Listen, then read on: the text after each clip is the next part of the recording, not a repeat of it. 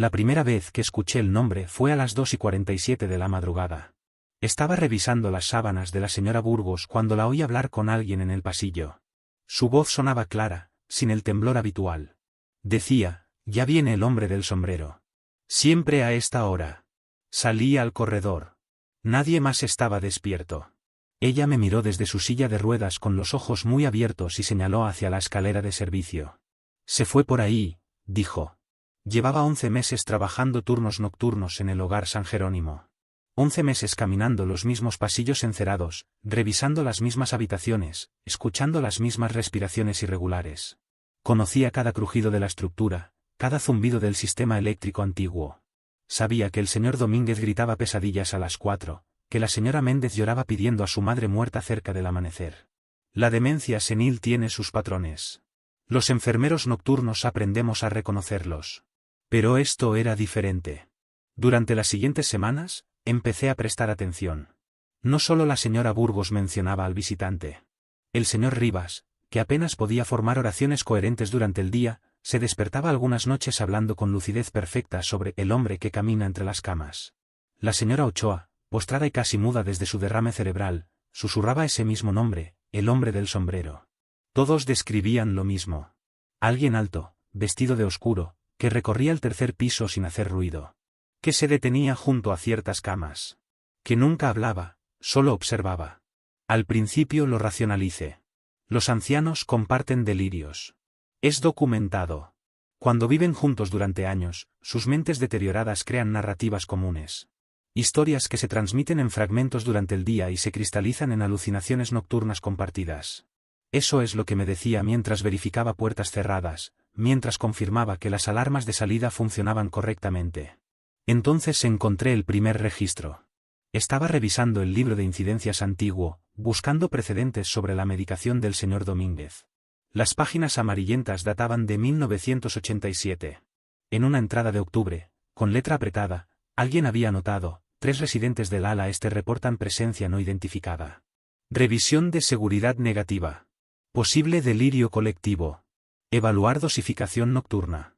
Seguí leyendo. Aparecía cada ciertos meses. Diferentes enfermeros, diferentes años. Siempre la misma descripción vaga. Siempre el mismo piso. Cerré el libro con las manos frías. La noche siguiente presté atención real. No solo a lo que decían, sino a cuando lo decían. Empecé a tomar notas. Las menciones al visitante siempre ocurrían entre las 2:30 y las 3:15 de la madrugada. Nunca antes, nunca después.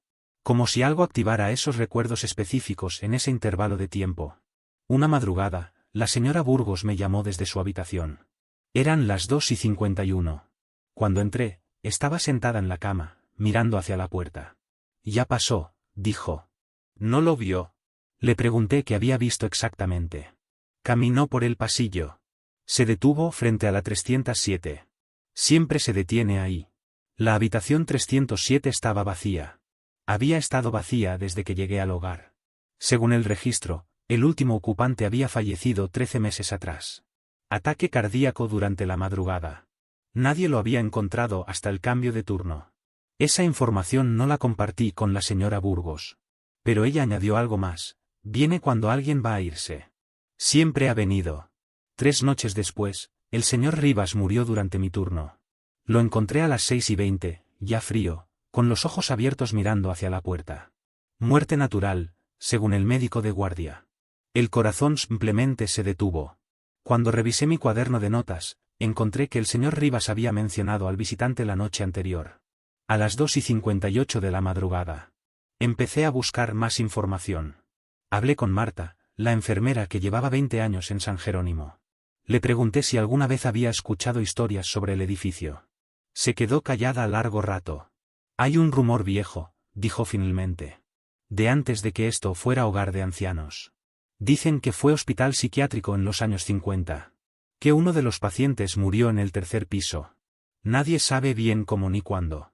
Pero los viejos empleados solían bromear sobre que nunca se fue del todo. No le di importancia. Cada edificio antiguo tiene su leyenda urbana. Pero esa noche, a las 2:43, escuché pasos en el pasillo. No era el arrastre de pantuflas de los residentes. Eran pasos firmes, calculados, de alguien que caminaba con propósito. Me levanté del escritorio de enfermería. El corredor estaba vacío, iluminado por las luces de emergencia. Los pasos continuaban. Se alejaban hacia el ala este. Seguí el sonido. Se detuvo frente a la habitación 307. Cuando llegué, no había nadie. Solo el silencio absoluto y esa puerta cerrada con llave. Pero en el suelo, justo frente al umbral, había marcas. Huellas húmedas, como si alguien hubiera caminado sobre el piso recién trapeado. Excepto que yo había trapeado 3 horas antes. El suelo estaba completamente seco. Las huellas conducían hasta la puerta y desaparecían. Toqué una con el dedo. Estaba fría. Muy fría. Esa madrugada no dormí. Me quedé en el escritorio de enfermería con todas las luces encendidas, revisando los monitores cada 5 minutos. Todo permanecía en orden. Los residentes dormían. Las constantes vitales se mantenían estables. Pero a las 3:02, 3 alarmas de cama sonaron simultáneamente. La señora Burgos, la señora Ochoa y el señor Domínguez se habían incorporado al mismo tiempo. Cuando fui a revisar, los 3 estaban despiertos, mirando hacia sus puertas. Se fue, dijo la señora Burgos. Eligió a alguien. Le pregunté a quién había elegido. Me miró con una expresión que nunca olvidaré. Lúcida, completamente presente. Usted lo sabrá mañana. Al día siguiente, la señora Méndez no despertó. Muerte pacífica durante el sueño, dictaminó el médico. Tenía 89 años. Era esperable. Pero cuando revisé las cámaras de seguridad del pasillo, buscando confirmar mi ronda nocturna, encontré algo que no debería estar ahí. A las 2:47 de la madrugada, justo en el borde del cuadro, se veía una sombra. No era de ningún objeto conocido del pasillo. Se movía lentamente a lo largo del corredor, deteniéndose frente a cada puerta. La calidad de la grabación era mala, pixelada, pero la sombra estaba ahí. Se detuvo frente a la habitación de la señora Méndez durante exactamente 43 segundos. Luego desapareció del encuadre. Llevo 14 meses en San Jerónimo ahora. He dejado de racionalizar. He dejado de buscar explicaciones. Simplemente tomo nota. Registro las menciones, los horarios, las coincidencias. Esta noche, hace 20 minutos, escuché mi nombre. No vino de ninguna habitación. Vino del pasillo, claro como el cristal. Son las 2:52 de la madrugada. Y acabo de escuchar pasos deteniéndose frente al escritorio de enfermería. Todavía no me atrevo a levantar la vista.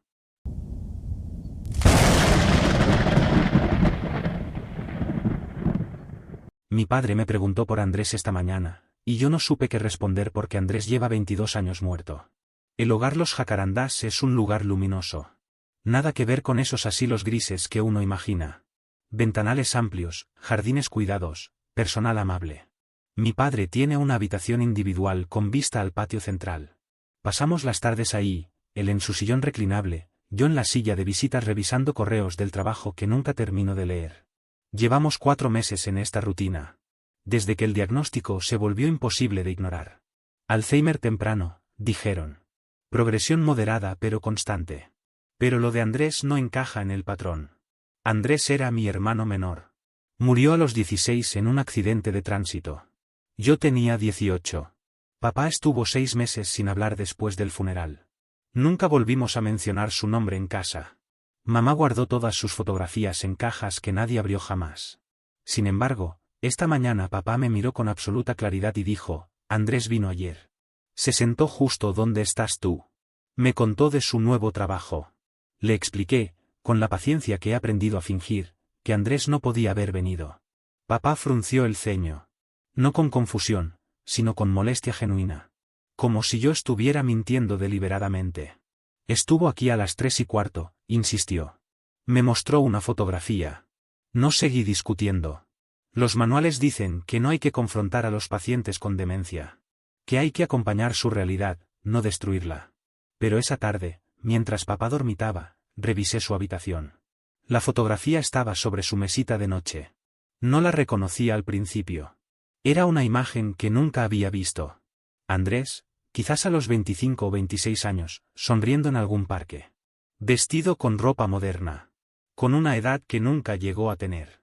La tomé con manos temblorosas. El papel era nuevo, brillante. Sin el amarillamiento de las fotos viejas. Detrás no había ninguna inscripción, ninguna fecha. La guardé en mi chaqueta sin saber muy bien por qué. Esa noche no pude dormir. Revisé los álbumes familiares que conservo en casa. Todas las fotografías de Andrés lo mostraban adolescente, congelado en esos 16 años.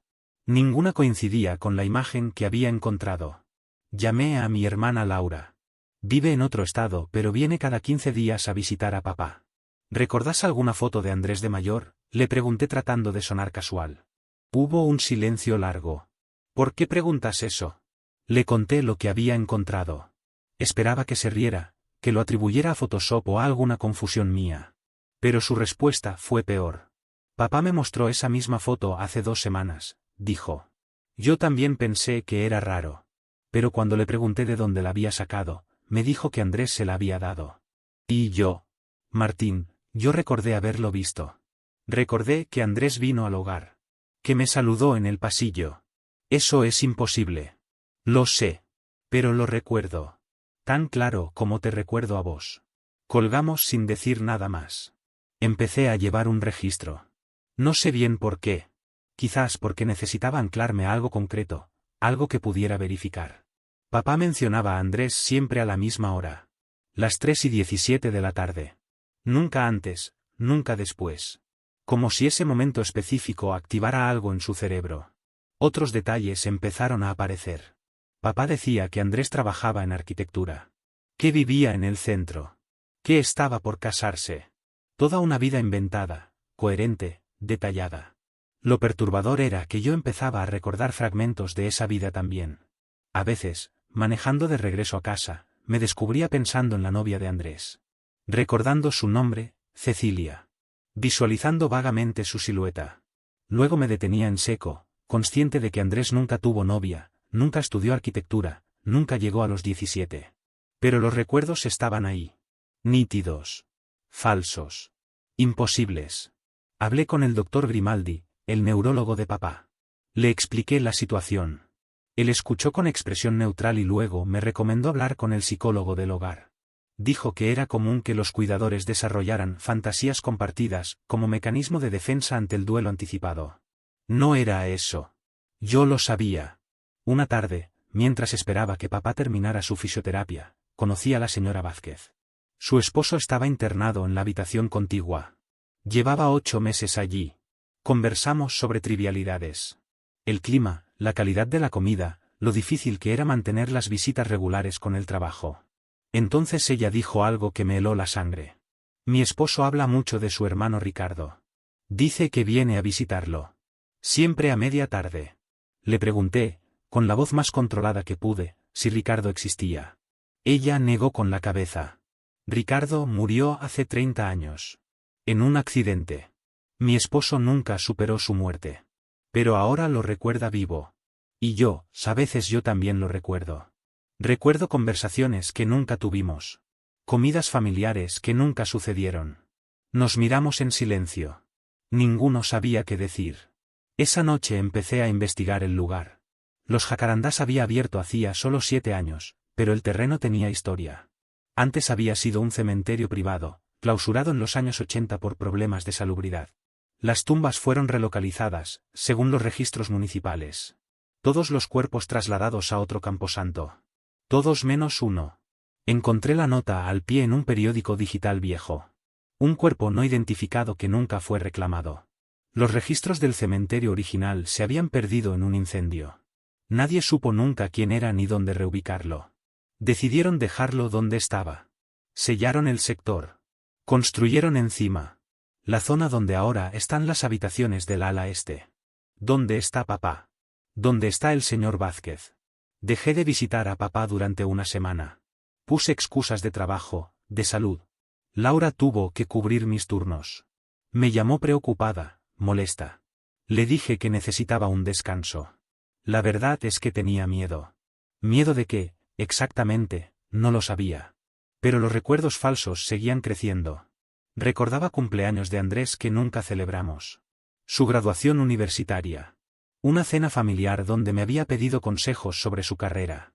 Ninguno de esos eventos había sucedido. Pero lo recordaba con la misma certeza con que recordaba mi propio nombre.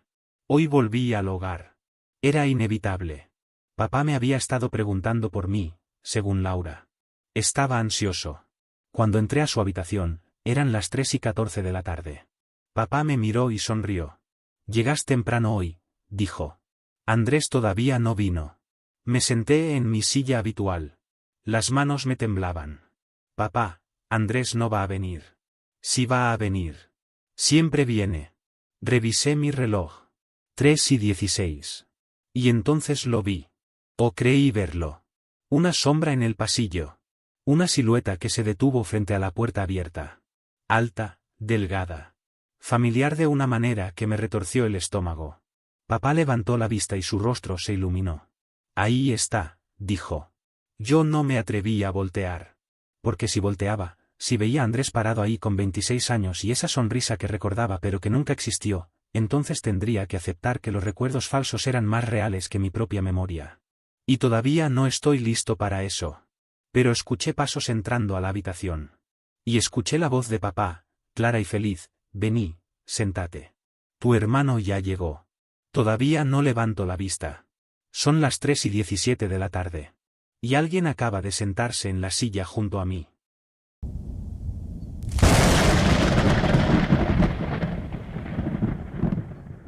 Esto debería ser solo un reporte técnico, pero ya no sé cómo clasificarlo. Llevo registro de todo desde hace 6 años. Temperaturas, consumo eléctrico, presión de agua, estado de cerraduras. Es mi trabajo. Soy el único encargado de mantenimiento del Hogar Santa Rita, un edificio de 1932 que antes fue convento y luego escuela hasta que lo adaptaron en los 90. La habitación 14 lleva 3 semanas con temperatura interna de 11 grados imposible según todos los protocolos. El termostato marca 22 grados, el radiador funciona. La caldera también. Las ventanas están selladas, las verifico personalmente cada mañana. No hay corrientes de aire. No hay filtraciones. No hay explicación. Pero cuando entro con el termómetro digital, la pantalla marca 11 grados exactos. Siempre 11 grados. Empecé en Santa Rita hace 6 años cuando me mudé al pueblo buscando algo tranquilo después del divorcio.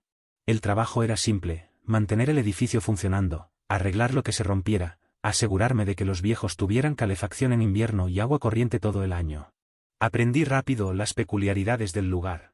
Los pisos de madera crujen en ciertas zonas porque las vigas originales nunca fueron reforzadas correctamente. El sistema eléctrico es un parche sobre parche desde los años 50. La calefacción central tiene sus días buenos y sus días imposibles. Pero todo tiene una explicación. Siempre la tuvo. Hasta ahora. La primera anomalía que registré fue hace 2 meses. La habitación 14 estaba vacía entonces, en proceso de remodelación menor. Pintura nueva, cambio de cortinas. Nada estructural. Dejé mi caja de herramientas junto a la ventana un martes por la tarde. Al día siguiente, estaba junto a la puerta. Asumí que alguna enfermera la había movido durante la limpieza. Pero ocurrió de nuevo.